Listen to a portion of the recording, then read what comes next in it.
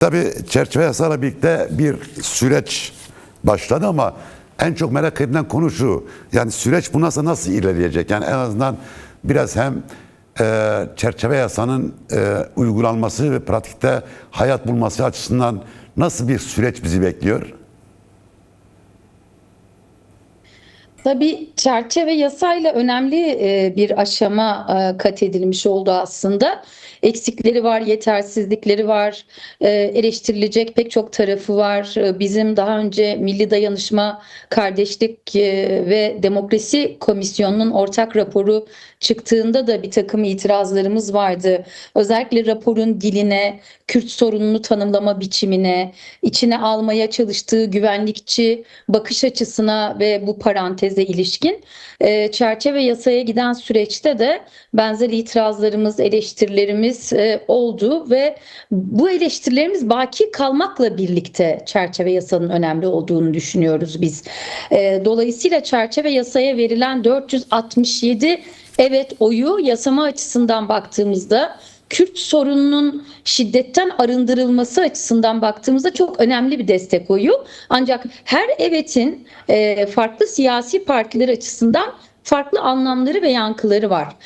Ortak amaç çatışmanın sonlandırılması ve bunun kalıcı hale getirilmesi, Kürt meselesinin şiddetten arındırılması ve yeni açılan yolda da bir takım demokratikleşme adımlarının da atılması. Şimdi öncelikle çerçeve yasayla ilgili bu hatırlatmayı yapmak isterim. Şimdi gelelim bundan sonra bizi bekleyen aşamalar. Bu hatırlatmayla bağlantılı olduğu için buradan başlattım bundan sonra bizi bekleyen aşamaları. Şimdi birincisi bunu eğer böyle çatışma çözümü açısından değerlendirdiğimizde bir yandan bir silahsızlanma süreci yürüyecek. Bununla birlikte de yapılması gereken bazı şeyler var. Çünkü Kürt meselesinden bahsediyoruz. Bu bir neden-sonuç ilişkisi düzleminde değerlendirmeyi gerektirir. Bugün ortaya çıkan şiddet... Evet. Onu biraz o meseleyi biraz sonra konuşalım da çünkü önemli. Ama ondan önce belki izleyicilerimizin merak ettiği şu var. Şimdi çerçeve yasa çıktı. İşte 24 Ağustos'ta bir komisyon da kurulacak. Resmi gazete yayınlandı.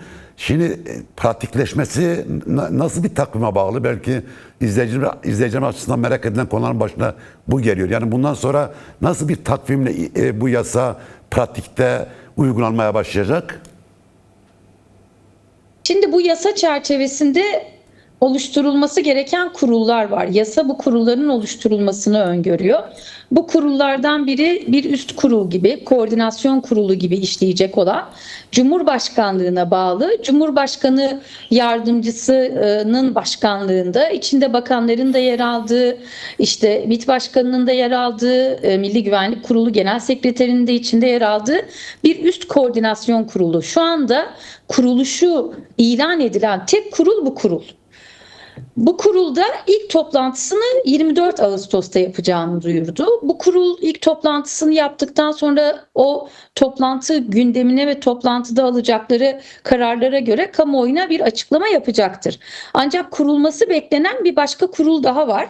Mecliste çalışacak olan ve bu kurulla da eş güdümlü çalışması beklenen kurul. O da mecliste kurulacak olan izleme kurulu. İzleme kurulunun kurulacağını yasa öngörülüyor. Ancak izleme kurulunun ne zaman kurulacağına ilişkin henüz netleşmiş bir takvim yok. Yani yasa çıktıktan sonra şu anda takvimi net olan tek şey kurulan Üst Koordinasyon Kurulu'nun 24 Ağustos'ta yapacağı toplantı. Bunun dışında netleşmiş bir takvim ya da belirlenmiş bir yol haritası henüz yok. Peki diyelim ki 24 Ağustos'ta yapılan bu komisyon toplantısında şöyle bir karar çıkarsa, yani bu teyit ve tespit konusunda olumlu bir karar çıkması halinde, bir rapor çıkması halinde Milli Güvenlik Kurulu 2 aylık toplantısı dair erken alma ihtimali var mı sizce? Milli Güvenlik Kurulu olağan toplantılarının yanı sıra olağanüstü toplantılar da yapabilir tabii ki.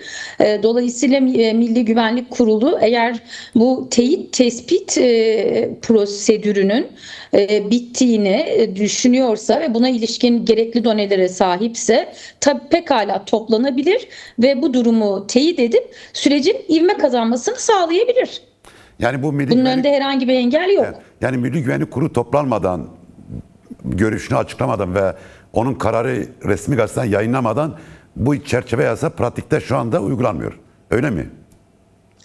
Evet, yani yasada da bu aslında uygulanmıyor derken şöyle, yürürlülüğüyle ilgili belirsizlik ancak Milli Güvenlik Kurulu'nun teyit tespit prosedürü tamamlandıktan sonra işte eski adıyla PKK'yı hali hazırda işte örgütü münfesih örgüt olarak ilanından sonra artık süreç başka bir aşamaya geçmiş olacak ve ondan sonra da bu sözünü ettiğim kurulların eşgüdümü ve koordinasyonuyla çalışmaya pratikte de başlayacak. Şimdi tabii Yasanın öngördüğü böyle bir Az- çalışma. Az önceki bıraktığınız noktaya tekrar geri dönelim çünkü o önemli. Sayın Öcalan bunun için şöyle söylemişti. 1000 kilometrenin ilk adımı olarak nitelemişti bu çerçeve yasasını. İçeriğinden bağımsız olarak. Şimdi tabii Kürt sorun çözümü için bu çerçeve yasa nasıl bir ön açıcı bir bize şey sunuyor? Yani neden bunu çok önemsiyoruz? Yani çerçeve yasasında sadece silahsızlanma meselesi çok yoğun var. Bunu neden bu kadar önemsiyoruz? Şimdi bunu neden bu kadar önemsiyoruz tüm itirazlarımıza rağmen ve neden Sayın Öcalan yapılan heyetimizde son görüşmede tüm bu itirazlarımız, eleştirilerimize rağmen açan bir pozisyon almayı tercih etti? Sebebi şu. Şimdi bakınız Cahit Mervan, çok basit bir örnek verelim. 80'lerden bu yana konuştuğumuz bir sorun, en az yani yakın siyaset tarihine gidiyorum ve 80'lerden bu yana da bu konuya ilişkin çıkmış bir takım yasal düzenlemeler var, değil mi? Kimi zaman adı etkin pişmanlık yasası olmuş, kimi zaman pişmanlık yasası olmuş, kimi zaman başka şeylere dayalı ama hiçbir zaman bunu güvenlikçi bir paradigmanın dışında bakmaya yakın durmayan dayatmacı yasal düzenlemeler gelmiş bugüne kadar. Onu aşkın yasa çıkmış, işte sözüm ona meseleyi çözmek adına dayatmacı olan, işte etkin pişmanlık gibi odaklı bakış açılarını yaygın bir şekilde yasalarda tutan ama hiçbiri çare olmadı bugüne kadar. Hiçbirinden kimse yararlanmadı. Yani belki 100 kişi bile başvurmamıştır bugüne kadar çıkan bu yasalara. Şimdi hal böyleyken ilk kez çatışmayı tanıyan ve çatışmayı hukuk yoluyla çözmeyi öngören bir yasal düzenlemeden bahsediyoruz. Dayatmacı olmayan, istişareyle, diyalogla, temasla hazırlanan bir yasal çerçeveden bahsediyoruz. Tabii ki dört dörtlük bir DEM Parti taslağı mı bu? Hayır, değil. DEM Parti'nin bütün taleplerini içeriyor mu? Hayır, içermiyor. Diğer siyasi partilerin de belki bütün taleplerini ya da işlemek istediklerini içeren bir bakış açısına sahip olmayabilir bu yasal düzenleme.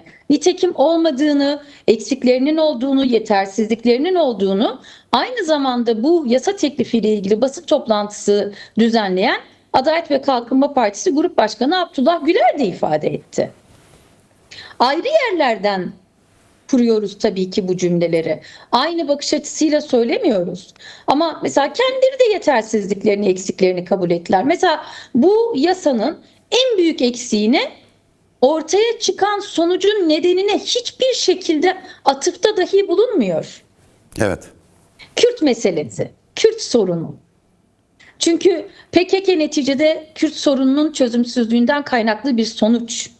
Ve sizin bu sonuçla ilgili bir çözüm geliştirebilmeniz için nedenlerine yönelmeniz gerekir. Eğer Kürt meselesini şiddetten arındırmak istiyorsanız önümüzdeki dönemde konuşmamız gereken başlıklar Kürt meselesini ortaya çıkan nedenlerdir. Önce bu iklimi değiştirmek gerekir Türkiye'de. Yani insanların özgürce bu nedenleri konuşabilecekleri bir iklim yaratmak gerekir. Başka bir iklime geçmemiz gerekir. Sorunu adıyla ortaya koyup bir terör meselesi olmadığını da açıkça ifade etmek gerekir. Kürt meselesi bir güvenlik meselesi değil, yalnızca sosyoekonomik bir mesele de değil. Sorunu bir hak ve özgürlükler ekseninde konuşabilirsek, Türkiye'de diğer kısıtlanmış, yok sayılmış hak ve özgürlükler meselesini de konuşabilmeye başlayacağız. İşte o yüzden biz diyoruz ki önümüzdeki dönemde esaslı olarak konuşmamız gereken başlıklardan biri yalnızca Kürtleri ilgilendirdiği için değil, memlekette eşit yurttaşlık meselesi olduğu için en önemli başlıklardan biri mesela eşit yurttaşlık hukukunu yeniden nasıl tanımlayabileceğimiz. Bunu nasıl tarifleyebileceğimiz, buna dair yapacağımız tartışmalar, istişareler, konuşmalar. Evet, çerçeve yasa bu açıdan önemli. Gerekçede yapılan atıflar, bunun ilk atıf olduğu biliyorsunuz gerekçede de yazıyor. Yine bunun peşi sıra bir takım yasal düzenlemelerle destekleneceği gerekçede de belirtilmiş.